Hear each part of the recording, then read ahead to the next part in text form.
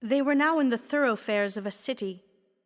The ghost stopped and opened a warehouse door. "Why, I apprenticed here," said Scrooge.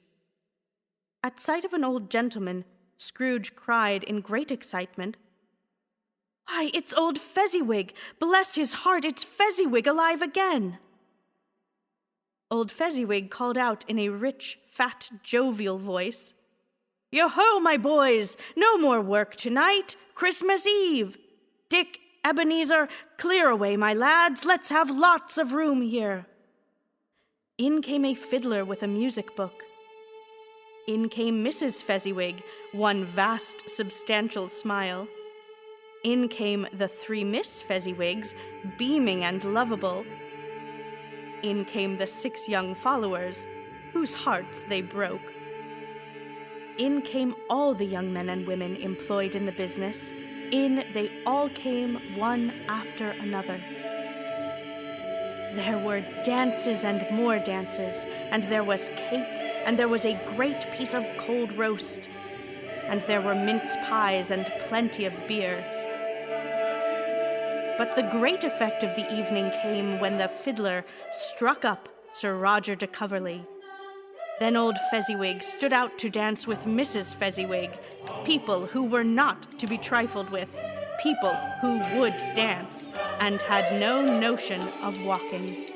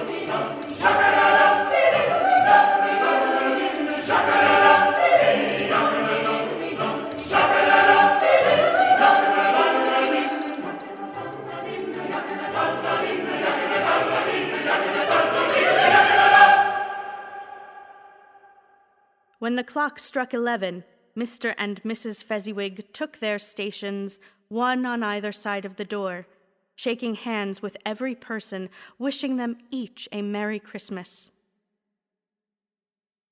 "A small matter," said the ghost, "to make these silly folks so full of gratitude." "Small," said Scrooge. "Why is it not? He has spent but a few pounds of your mortal money, 3 or 4 perhaps. Is that so much that he deserves praise?" "It isn't that, Spirit," said Scrooge, speaking unconsciously like his former self. "He has the power to render us happy or unhappy, to make our service light or burdensome, a pleasure or a toil. The happiness he gives is quite as great as if it cost a fortune." He felt the Spirit's glance and stopped.